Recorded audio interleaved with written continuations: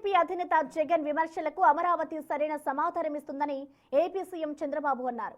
అమరావతి అభివృద్ధి జగన్ బ్యాచ్ కు పూర్తి స్థాయి కౌంటర్ ఇస్తుందని తేల్చి చెప్పారు.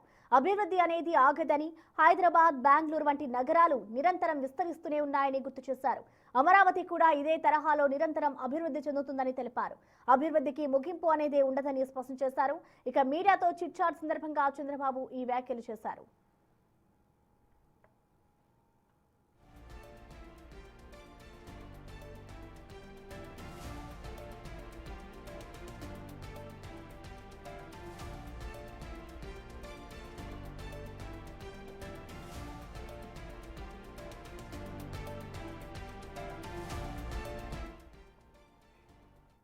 రాజధాని అమరావతి విషయంలో వైసీపీ పూటకో మాట మాట్లాడుతూ డ్రామాలు ఆడుతుందని మంత్రి నారాయణ విమర్శించారు. తాము అమరావతిని రాజధానిగా ఎంపిక చేసిన సమయంలో జయకొట్టిన జగన్ అధికారంలోకి వచ్చాక మూడు ముక్కలాట ఆడారని మండిపడ్డారు. దానివల్లే రాష్ట్రానికి పెట్టుబడులు ఆగిపోయాయని ఆగ్రహం వ్యక్తం చేశారు. మళ్లీ ఇప్పుడు మావిగాన్ పేరుతో మరో డ్రామాకు తెరతీస్తారని ఎద్దేవా చేశారు.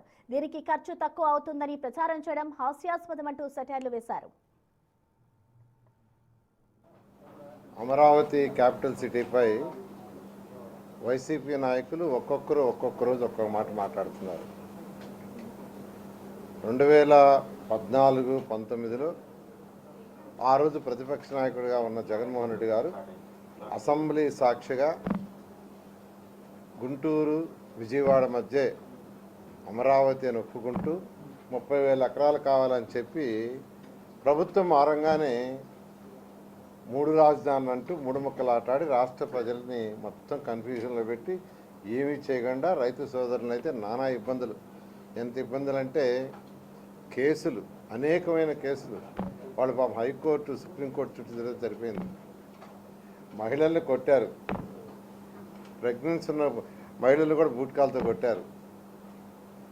ఫెన్సింగ్ వేసి రైతుల్ని మూగాకుండా చేశారు. వాళ్ళు పాదయాత్ర చేస్తామని పాదయాత్ర పెట్టుకుంటే టెంపుల్స్కి దాన్ని కూడా అడ్డుకున్నారు అనేక విధాలుగా. గుంటూరు, విజయవాడ మధ్య అమరావతిని గతంలో నిర్ణయించి కృష్ణానది వదిన ఫైనల్ చేస్తే అప్పుడు ఒప్పుకొని ప్రభుత్వం మారంగానే మూడు ముక్కలు ఆటని ఆ మూడు ముక్కలు తీసేశాడు. ఇప్పుడు మళ్ళీ మావిగానని ఏదో మచిలీపట్నం, గుంటూరు, విజయవాడని తెచ్చారు. ఎందుకు తెచ్చారంటే ఖర్చు తక్కువ అంటాడు.